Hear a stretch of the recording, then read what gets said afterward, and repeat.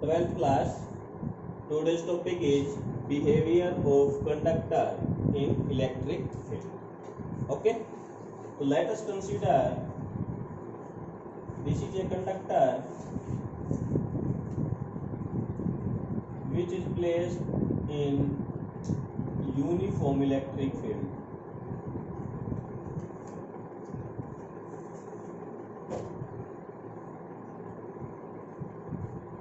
Electric field line इसमें से cross करेंगे, ठीक है।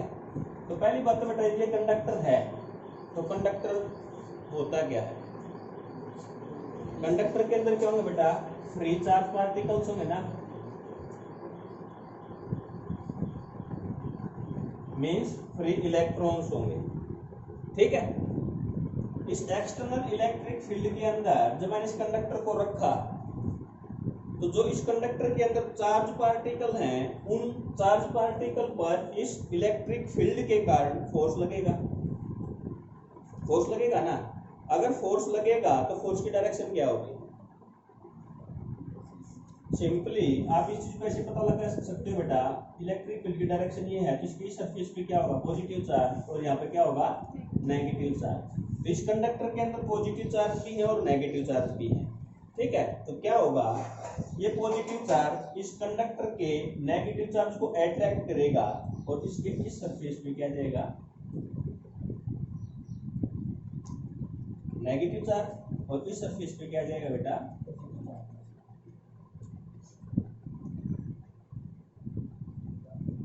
ठीक है। अब एक्सटर्नल इलेक्ट्रिक फील्ड ये था, इस कंडक्टर के सरफेस के ऊपर चार्ज इंड्यूस हुआ, उस चार्ज के कारण यदि मैं इलेक्ट्रिक फील्ड की बात करूं तो चार्ज इस साइड होगा ना, पॉजिटिव से नेगेटिव, तो कंडक्टर के अंदर इलेक्ट्रिक फील्ड इस डायरेक्शन में इंड्यूस होगा, ठीक है। And this charge is called charge due to polarisation,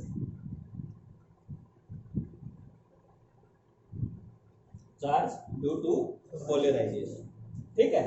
अब देखो, यदि आप कंडक्टर के अंदर बात करो तो आपके अंदर कंडक्टर के अंदर दो इलेक्ट्रिक फील्ड हो गए, एक की डायरेक्शन ये है और दूसरे की डायरेक्शन ये,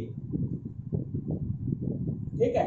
लेकिन कंडक्टर के अंदर जो पोलराइज्ड इलेक्ट्रिक फील्ड है और एक्सटर्नल इलेक्ट्रिक फील्ड है, both have same magnitude but opposite direction, same magnitude and opposite direction. यदि मैं यहाँ पर नेट इलेक्ट्रिक फील्ड निकालना चाहूँ E, तो क्या आएगा बेटा? E नॉट माइनस EP, और दोनों इक्वल है, E not is equal to EP। अब सेम वेक्टर अपोजिट डायरेक्शन, तो सब्ट्रैक्ट करोगे तो क्या आएगा? 0। ये electric field inside the conductor is 0। Clear होगी नहीं बात? सेकंड थिंग, दूसरी क्या है? बिहेवियर ऑफ, यहां पे कंडक्टर था, अब मैं behaviour of insulator in electric field, ये चीज पढ़ेंगे आप, ठीक है। इनिशियल कंडीशन सेम, ये कोई इंसुलेटर है, ये क्या है?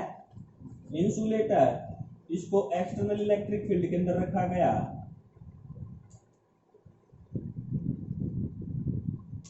ठीक है। अब जब इंसुलेटर है, इसके अंदर तो फ्री चार्ज पार्टिकल नहीं होंगे ना, बॉन्डिंग होगी पॉजिटिव चार्ज और नेगेटिव चार्ज के अंदर। तो जैसे जैसे मैं एक्सटर्नल इलेक्ट्रिक फील्ड को इंक्रीज करूंगा तो इनकी dipole length will be increase. Dipole length का मतलब, इनिशियली मान लो पॉजिटिव चार्ज और नेगेटिव चार्ज इस तरह से कोसेंट्रिक थे जब तक इसको एक्सटर्नल इलेक्ट्रिक फील्ड के अंदर नहीं रखा गया। जैसे इस इंसुलेटर को एक्सटर्नल इलेक्ट्रिक फील्ड के अंदर रखा गया तो इन पर एक पर तो फोर्स इस डायरेक्शन में लगा, एक पर फोर्स लगा इस डायरेक्शन में, क्योंकि एक पॉजिटिव चार्ज एक नेगेटिव चार्ज, दोनों में फोर्स अपोजिट डायरेक्शन लगेगा। जब अपोजिट डायरेक्शन में फोर्स लगेगा तो इनके सेंटर कुछ डिस्टेंस पे चले जाएंगे और उस डिस्टेंस पे चले गए तो क्या बन गए? डाइपोल, है ना। तो इनकी लेंथ इंक्रीज की ना, तो जैसे जैसे हम एक्सटर्नल इलेक्ट्रिक फील्ड को इंक्रीज करेंगे the length of the dipole will be increase.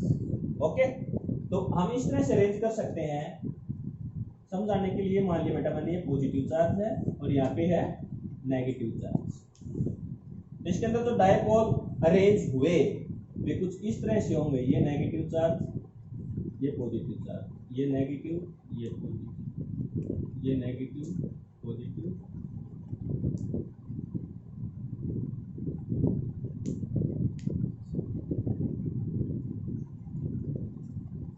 ऐसे हो जाएगा ना। ये डायपोल है बेटा, मैं सिर्फ दो डायपोल की बात करके चल रहा हूँ, वैसे डायपोल तो बहुत ज्यादा होंगे इसके अंदर। हो किस तरह से अरेंज, अब देखो as compare to this charge very close, ये दोनों चार्ज पास है ना बीच में जो है, ये चार्ज क्या करेंगे आपस में बेटा, जितना पॉजिटिव चार्ज उतना ही नेगेटिव चार्ज क्या करेंगे, एक दूसरे को कैंसिल आउट कर देंगे ना। यदि हम algebra additive property of charge लगाएंगे तो जितना पॉजिटिव चार्ज उतना ही नेगेटिव चार्ज, नेट चार्ज कितना आ गया, 0। इसका मतलब बीच का चार्ज सारा खत्म हो गया। ठीक है, अब ये खत्म हो गया तो इसको मैं खत्म कर सकता हूं इस तरह से। ठीक है, अब एक्सटर्नल इलेक्ट्रिक फील्ड था बेटा आपका ये E0, electric field due to polarization EP, this is electric field due to polarization। अब नेट इलेक्ट्रिक फील्ड की बात करें तो क्या आएगा, दोनों यहाँ पर इक्वल तो नहीं होंगे ना, तो यहां पर यदि आप नेट इलेक्ट्रिक फील्ड की बात करो E is equal to E0 minus EP। ठीक है, तो कंडक्टर और इंसुलेटर का ये डिफरेंस है। और ये 5 मार्क्स का क्वेश्चन आके जब कैपेसिटेंस पर कंडक्टिंग स्लैब और नॉन कंडक्टिंग स्लैब पर क्या इफेक्ट आएगा, वो रिजल्ट यहाँ पे यूज होगा। ठीक है, ये समझ में आ गया, तो write down. Next topic is electrostatic shielding. तो शील्ड वर्ड का मतलब क्या, पहले ये बताओ। प्रोटेक्शन, बताना और हिंदी है, देखते हैं इसका मतलब। ठीक है, अब किस चीज से बचाना है, इलेक्ट्रिक फील्ड से, किसको, किसी भी इंस्ट्रूमेंट को। फॉर एग्जांपल जब हम यहाँ पर देखते हैं अभी प्रैक्टिकल लाइफ में, आपका मतलब मोबाइल फोन टीवी के पास रखा हो या मैसेज या कॉल आती है तो टीवी के साउंड उस पर इफेक्ट पड़ता है, आता है ना, क्यों, क्योंकि उसका इलेक्ट्रिक फील्ड और मैग्नेटिक फील्ड दोनों का आपस में क्या करेगा, इंटरफेरेंस मिक्स होगा, उसके कारण उसमें प्रॉब्लम क्रिएट करेगा। सेम इसी तरह से यदि आप मान लो किसी इंडस्ट्री वगैरह में काम कर रहे हो, आपके पास मेजरिंग डिवाइस है कोई भी इलेक्ट्रॉनिक्स का, मान लो इस कंपनी में लग रहे हो जहाँ पर मार्कर बनते हैं और आपको मेजर करना इसकी लेंथ। ठीक है, आपके पास इलेक्ट्रॉनिक्स डिवाइस है तो हैवी मशीन है वहाँ पे, तो उनके अंदर करंट जाएगा तो स्ट्रॉन्ग इलेक्ट्रिक फील्ड और मैग्नेटिक फील्ड होगा। आप जब इस डिवाइस से इसकी लेंथ को मेजर करोगे तो उनके मैग्नेटिक इफेक्ट से ये डिवाइस प्रॉपर्ली वर्क नहीं कर पाएगा, तो एरर आएगा ना। इस एरर को कैसे कम किया जाए, कि मैं इस डिवाइस की क्या करूं, पहले शील्डिंग कर दूं, तो शील्डिंग करूंगा तो एक्सटर्नल इफेक्ट कोई नहीं आएगा इसके ऊपर, है ना। फिर जो भी हम मेजरमेंट करेंगे एक्यूरेट आएगी, इंस्ट्रूमेंट प्रॉपर वर्क करेगा। ठीक है, तो उसको बोलते हैं हम शील्डिंग। तो किस तरह करें, जस्ट टॉपिक आपने 1 मिनट पढ़ा है, पहले पढ़ा है कि कंडक्टर के अंदर इलेक्ट्रिक फील्ड कितना है, 0। तो किसी भी मेटल के बॉक्स के अंदर, मान लो मेटल का बॉक्स लिया और इसके अंदर कोई भी इंस्ट्रूमेंट मैंने रख दिया, ये इसके कोई भी हो गया। अब क्या इस कंडक्टर के अंदर कोई इलेक्ट्रिक फील्ड है, नहीं ना। क्या इलेक्ट्रिक फील्ड इस डिवाइस को इफेक्ट करेगा, जब इलेक्ट्रिक फील्ड है ही नहीं तो इफेक्ट क्या करेगा, तो कोई इफेक्ट नहीं होगा। तो मैंने क्या की, इस बॉक्स ने क्या की, इसकी शील्डिंग, इसको प्रोटेक्ट किया। ठीक है, सेम इफेक्ट आप डेली लाइफ में भी यूज करते हो। मान लो आप कहीं पे घूमने के लिए गए और बारिश का मौसम है और बहुत तेज बिजली कड़क रही है, आपके पास सिर्फ एक कार और दूर दूर तक कोई मकान नहीं है, तो आप किस तरह से सेफ महसूस करोगे अपने आप को, कार के अंदर। क्यों, आपके पास तीन ऑप्शन है, एक तो ओपन ग्राउंड में जाके खड़े हो जाओ, सेकंड किसी पेड़ के नीचे खड़े हो जाओ, और तीसरा ऑप्शन है गाड़ी के अंदर रहो। तो कौन सा मोर एक्यूरेट शेप आपके लिए? गाड़ी के अंदर। क्यों? क्योंकि बेटा जब ये बिजली चमकती है, कड़कती है, क्या है? ये स्ट्रॉन्ग चार्जेस है ना? जब ये चार्ज गिरेगा तो मान लो गाड़ी के अंदर हो, गाड़ी के ऊपर चार्ज गिरा, तो चार्ज जो गाड़ी की बॉडी वो किस चीज की है? मेटल की। Then the charge will be distributed along its surface. सारा चार्ज क्या वैसे सरफेस पे चला जाएगा। क्या उस गाड़ी के अंदर इलेक्ट्रिक फील्ड, उस चार्ज का इफेक्ट आएगा? नहीं आएगा ना। क्यों? क्योंकि मेटल के अंदर, कंडक्टर के अंदर तो इलेक्ट्रिक फील्ड कितना है? 0। तो आप प्रोटेक्ट सेफ रहो। ठीक है, this is the electrostatic shield. Okay, next topic start करते हैं। Capacitance of a conductor.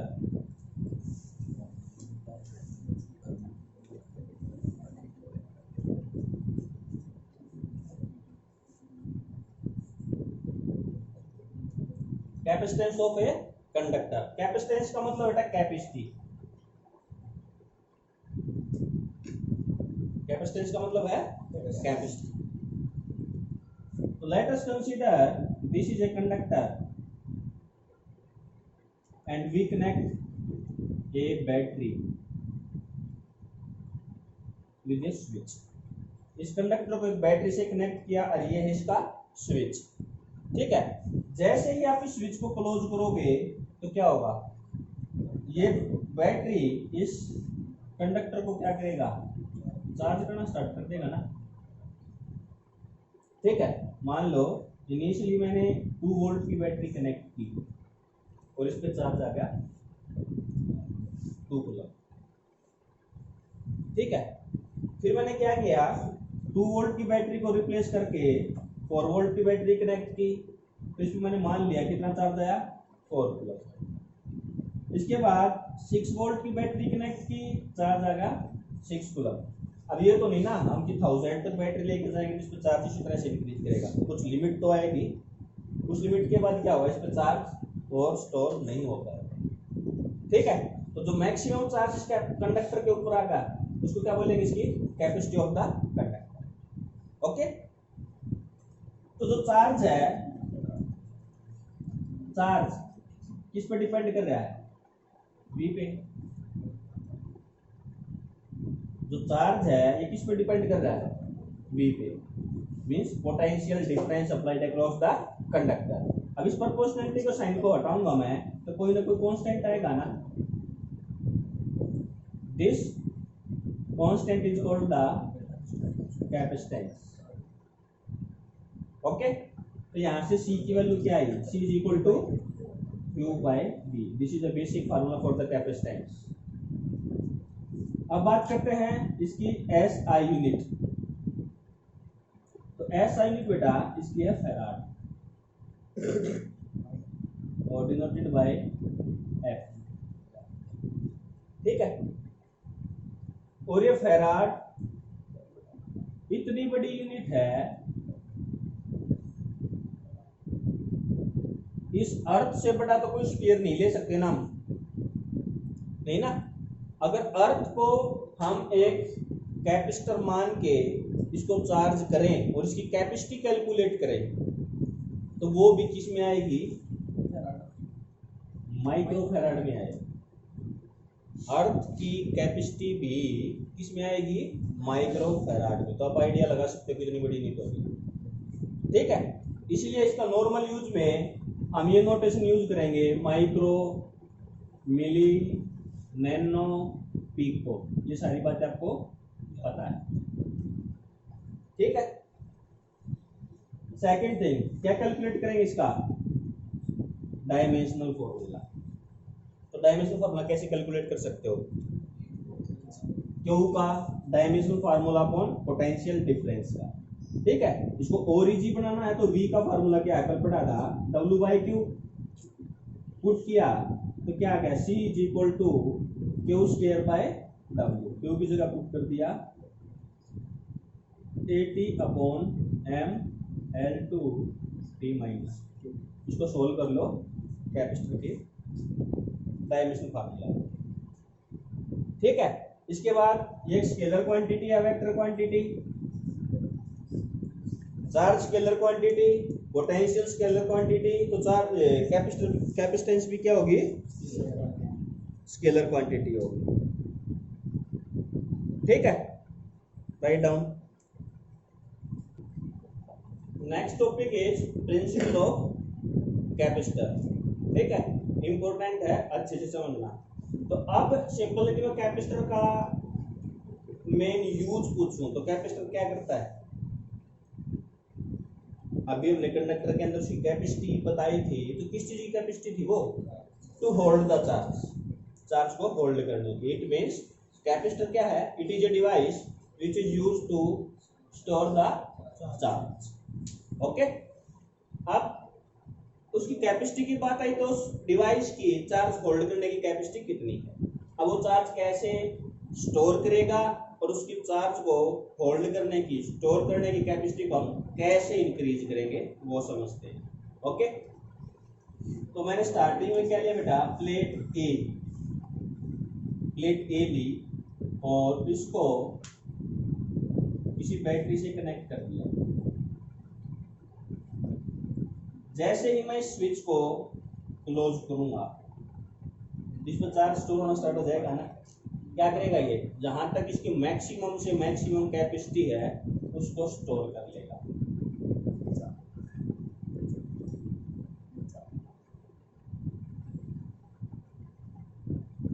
इससे ज्यादा चार्ज स्टोर नहीं कर सकता ना। अब लेकिन हर आदमी की इच्छा क्या होती है, कभी इसकी इच्छाएं पूरी होती हैं नहीं, तो उसने क्या सोचा, चार्ज को और ज्यादा स्टोर करो। ठीक है, उसके लिए क्या किया, इसके सामने सेम साइज की, सेम मटेरियल की एक प्लेट को लेके आया, प्लेट बी। ठीक है, स्टार्टिंग इसमें चार्ज मैंने मान लिया Q और वोल्टेज होगी V, तो C इज इक्वल टू कितना होगा बेटा, Q बाई V। ए के लिए जो अकेला था, मैक्सिमम चार्ज स्टोर कर चुका है ये। अब प्लेट बी को इसके सामने रखा, जब प्लेट बी को इसके सामने रखूंगा तो इसके सरफेस पे क्या आएगा बेटा, इस सरफेस पे तो क्या आएगा, नेगेटिव चार्ज, और इस सरफेस पे क्या आएगा बेटा, पॉजिटिव चार्ज। क्लियर।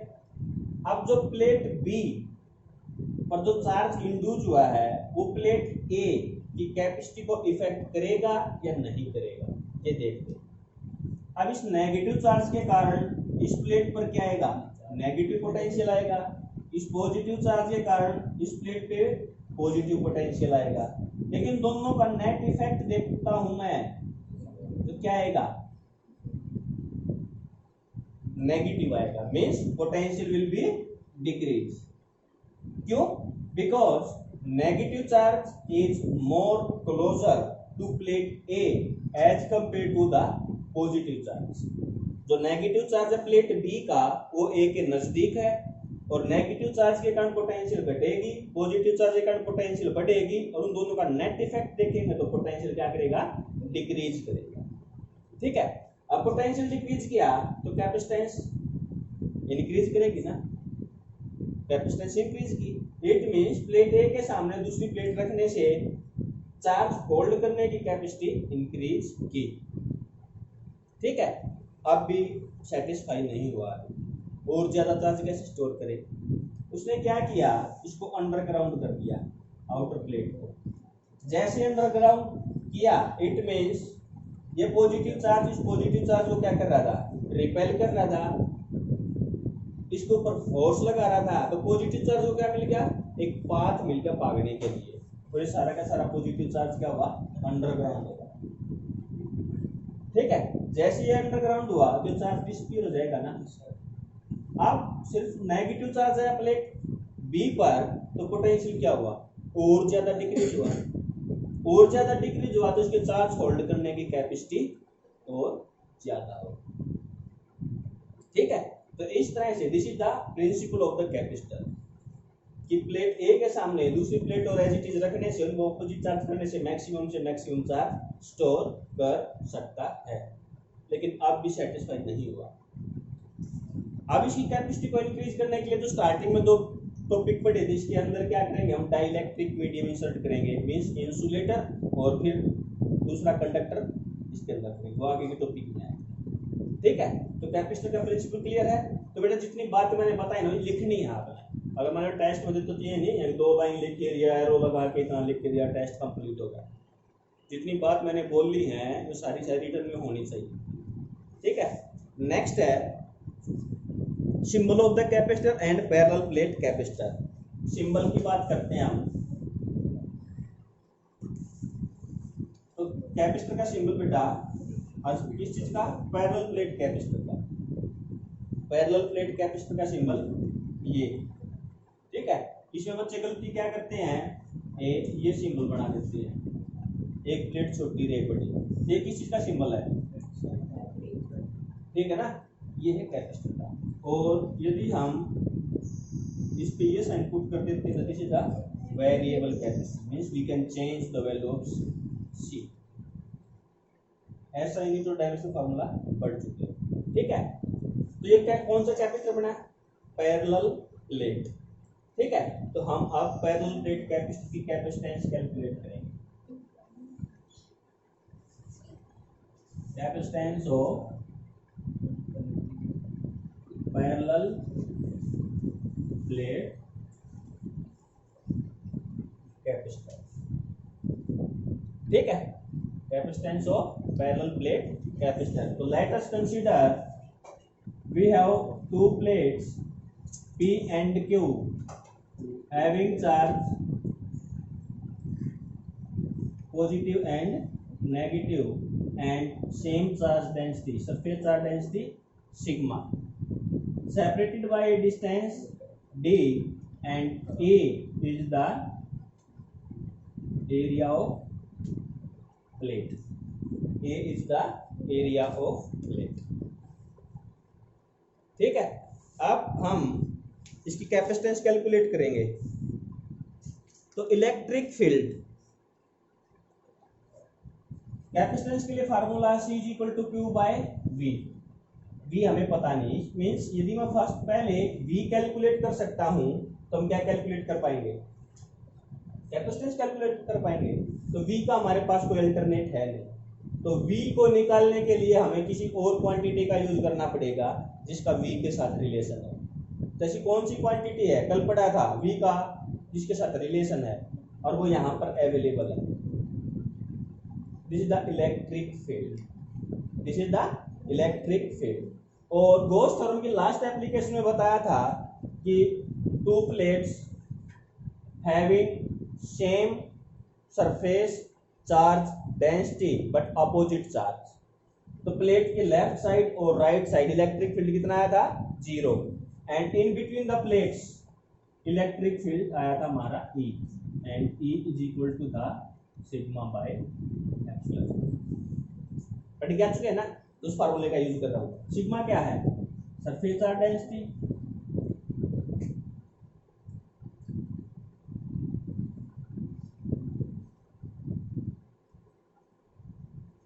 ठीक है। अब आपके पास E है, V निकालना है, तो V कितना आ जाएगा, हमने फार्मूला पढ़ा था E is equal to V by L, तो V इज इक्वल टू आ जाएगा बेटा E इंटू L। L का मतलब क्या था, डिस्टेंस थी, यहाँ आ गया sigma upon epsilon not into D। ठीक है, अब क्या निकाल ले हम, चार्ज। आपके पास सिग्मा सरफेस चार्ज डेंसिटी है, तो टोटल चार्ज निकाल लोगे तो क्या आएगा, total charge surface charge density into area, तो total charge Q is equal to क्या क्या, सिग्मा इंटू E। तो आपके पास Q की वैल्यू आ गई, V की वैल्यू आ गई, दोनों वैल्यू पुट कर दे, तो C is equal to Q की जगह पुट किया सिग्मा अपॉन A, V की जगह पुट किया sigma T upon epsilon, sigma से C is equal to epsilon of A by Q. This is the capacitance of the parallel plate capacitor. कब ये किसी को रिप्रेजेंट कर रहा है बेटा, permittivity of free space, means in between the plate air is present. ठीक है। यदि इनके बीच में कोई और मीडियम लेते हैं तो क्या आ जाएगा बेटा, epsilon M A by D. ठीक है। अब रिलेटिव परमिटिविटी एक टर्म पढ़ के आए थे, इसकी 3 डेफिनेशन पढ़ के आ चुके हैं हम, इन terms of permittivity, in terms of force, in terms of electric field and fourth is in terms of capacitance. Okay, तो क्या होगी बताओ। रिलेटिव परमिटिविटी को के और एप्सिलॉन आर से रिप्रेजेंट किया था, है ना। अब एप्सिलॉन आर क्या था, स्टार्टिंग की जो डेफिनेशन पढ़ी थी, एप्सिलॉन एम अपॉन एप्सिलॉन। अब क्या करूं मैं, इन दोनों का क्या रेशो बनाऊं कि ये क्वांटिटी आए। एप्सिलॉन एम ऊपर चाहिए, डायरेक्टली प्रोपोर्शनल है, तो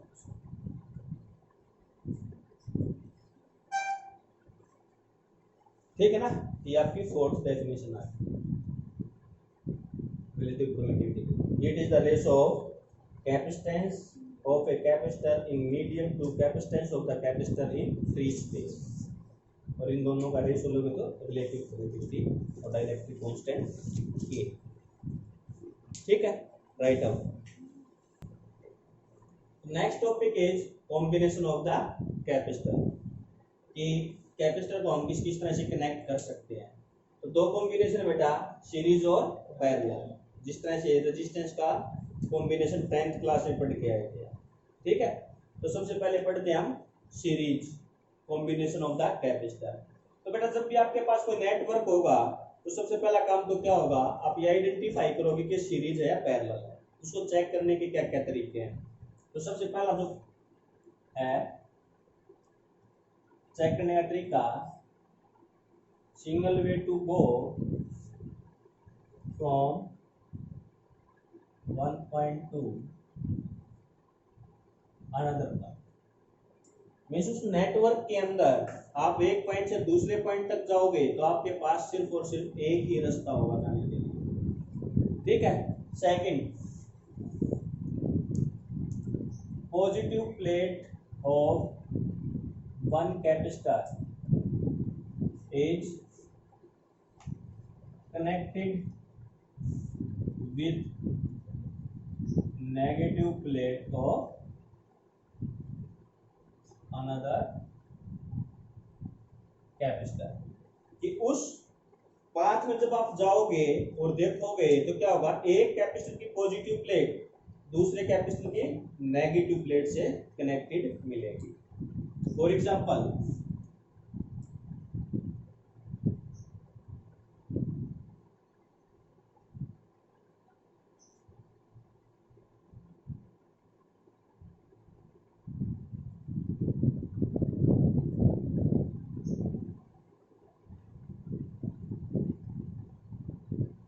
ये कॉम्बिनेशन, तो देखो पॉइंट ए से पॉइंट बी तक जाने के लिए कितने पाथ हैं, एक ही है। सेकंड थिंग, कैपेसिटर C2 की पॉजिटिव प्लेट कहाँ कनेक्ट है, C1 की नेगेटिव से। कैपेसिटर C3 की पॉजिटिव प्लेट कहाँ कनेक्ट है, C2 की नेगेटिव से। तो कौन सा कॉम्बिनेशन होगा, सीरीज। ओके।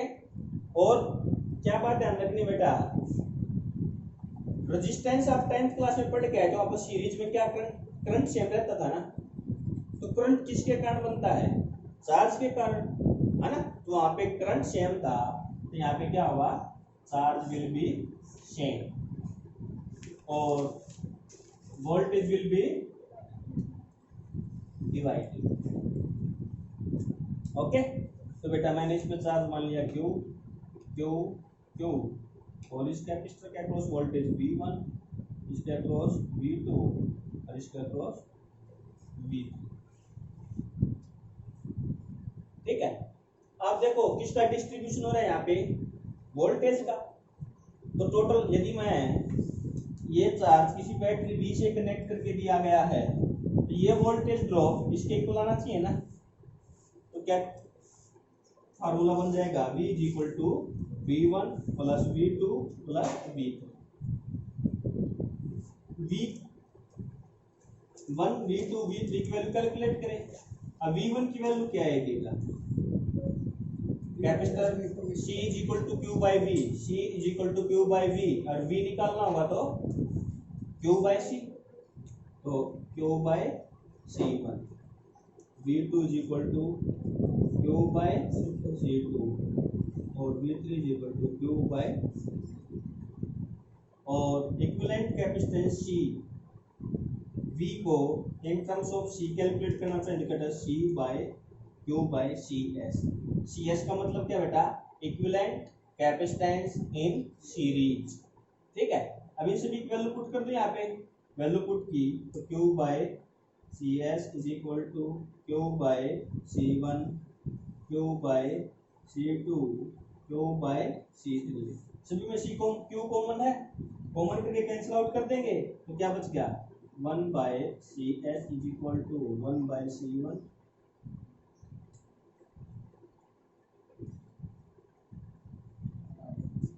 ठीक है। तो this is the formula for capacitance in series.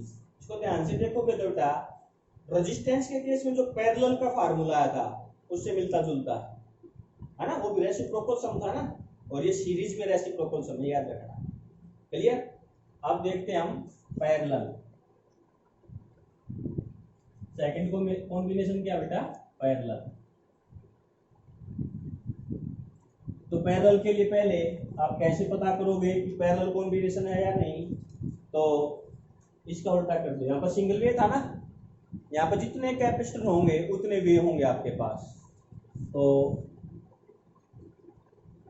More than one way to go from one point to another point, एक पॉइंट से दूसरे पॉइंट तक जाने के लिए एक से ज्यादा रास्ते होंगे, ठीक है।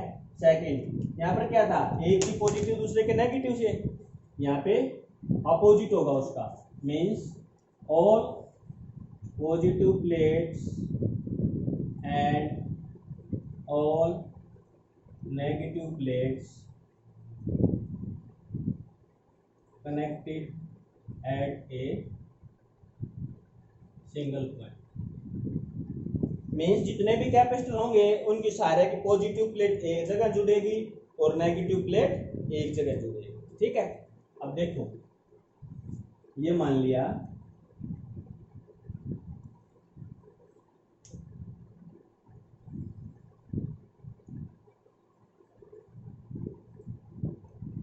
अब देखो बेटा ये तीन कैपेसिटर हैं, अब ये बताओ ए से बी तक जाने के कितने रास्ते हैं, तीन है ना। अगर 4 कैपेसिटर होते तो कितने रास्ते होते, 5 होते, तो जितने कैपेसिटर होंगे उतने पाथ होंगे। सेकंड थिंग, C1 की पॉजिटिव प्लेट, C2 की पॉजिटिव प्लेट, C3 की पॉजिटिव प्लेट, सारी प्लेट कहाँ पर कनेक्ट है, पॉइंट ए पे, इसी तरह से सारी नेगेटिव प्लेट पॉइंट बी। तो इस तरह का जो कॉम्बिनेशन होगा वो क्या होगा, पैरेलल कॉम्बिनेशन, ओके। इसके बाद पैरेलल में यहाँ पे देखो सीरीज में क्यू सेम था ना, करंट सेम था तो क्यू सेम था। पैरेलल में रेजिस्टेंस के केस में करंट डिवाइड होता है, तो यहाँ पे क्यू डिवाइड, और वोल्टेज सेम। तो ये मान लिया टोटल चार्ज यहाँ से क्यू आया, तो ये Q1, ये Q2, ये Q3, ठीक है। वोल्टेज सभी के अक्रॉस सेम होगी। अब यहाँ पर किसका डिस्ट्रीब्यूशन हो रहा है बेटा, चार्ज का। अभी जो टोटल निकालना चाहो तो क्या आएगा, Q is equal to Q1 plus Q2 plus Q3, ठीक है। अब सभी की वैल्यू कैलकुलेट करेंगे तो Q1 इज इक्वल टू क्या आएगा, C1 इंटू V, Q2 क्या आएगा, C2 इंटू V, Q3 क्या आएगा, C3 इंटू V, और equivalent total charge Q Cp into V। Cp का मतलब equivalent capacitance in parallel, okay. जैसे भी वैल्यू पुट कर दो बेटा इसके अंदर, वैल्यू पुट की तो क्या आया, CpV is equal to C1V plus C2V plus C3V। V सब में कॉमन है, कैंसिल आउट हो जाएंगे, तो Cp is equal to C1 C2 C3. Okay, so this is the formula for capacitor in parallel, which is similar to the resistance in series. सभी का समूह clear.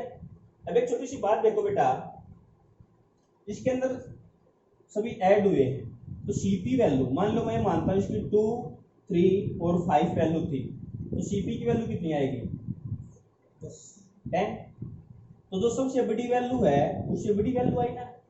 Same इसी तरह से जब आप पैरेलल में निकाल लोगे, सीरीज में निकाल लोगे, तो 1/2 प्लस 1/3 प्लस 1/5 इसको ऐड करोगे ना, इसको सॉल्व करोगे तो सबसे छोटा क्या है 2, इसकी वैल्यू 2 से भी छोटी आएगी। ठीक है, तो यहाँ पर एक वर्ड लिखोगे आप, एक कोटेशन नोट कि CP means equivalent capacitance in parallel is greater than the greatest value in combination, कि उस कॉम्बिनेशन में जो सबसे ग्रेटर वैल्यू है ना, आंसर उससे ग्रेटेस्ट उससे बड़ा आएगा, और ये एमसीक्यू में हेल्प करेगा। ठीक है, यहाँ पे क्या आएगा CS means equivalent capacitance in series is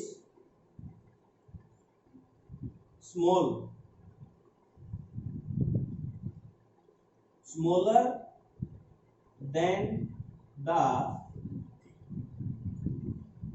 smallest value in combination, कि जो कॉम्बिनेशन में सबसे छोटी वैल्यू है उससे भी स्मॉलेस्ट छोटी वैल्यू आएगी। Okay, write down.